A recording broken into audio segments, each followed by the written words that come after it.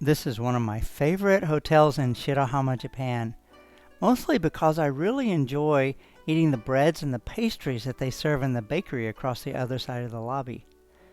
But on this day, they were having this special event, a Japanese tea ceremony, and I couldn't pass it up.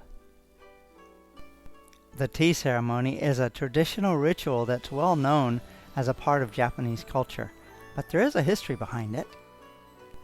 It is understood that tea was introduced to Japan from China back in the 8th century, and during that time it was the upper class or the priesthood class who were able to enjoy the tea, often for its medicinal benefits. By the 14th century, tea had become popular among the masses in Japan, and it has never left its popularity since. The Japanese tea ceremony is known as sado or chado, which literally means the way of tea. As popularity grew, a man emerged who became a teacher of the Japanese way of tea, and his name was Sen no Rikyu. He had emphasis on the rustic simplicity, or that Zen-like simplicity, and helped people connect to the aesthetic beauty of those things around them and to their inner spirituality. Rikyu is given credit for the teachings that are found in the modern schools of the tea ceremony. Most traditional tea ceremonies take place in a small tatami room next to a tranquil garden, but this one was much less formal and casual. First, we were served a Japanese sweet. This is mizuyokan. It has a very light, gelatinous, mochi-like outer covering with sweet red bean on the inside.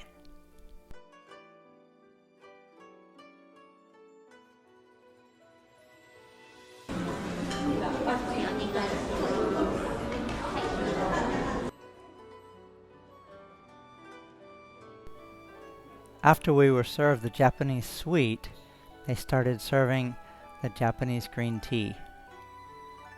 This Japanese green tea is made from ground dried tea leaves into a fine powder and whipped into a foamy tea.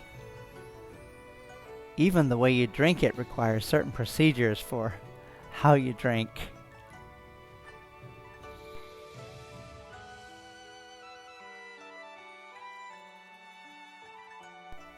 I have to admit that I was a little nervous about drinking the tea because I was unsure of myself about whether I would be able to follow the procedures correctly. But don't worry about that. You will probably make some mistakes just like I did.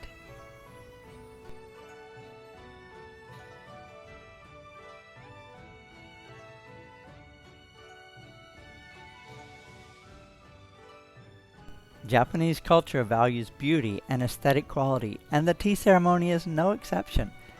So be sure to admire the beauty around you of the tea bowl and other things. When you notice these aesthetically appealing qualities of what is around you and express your appreciation for that hospitality of the host, you have fulfilled the purpose of the Japanese tea ceremony.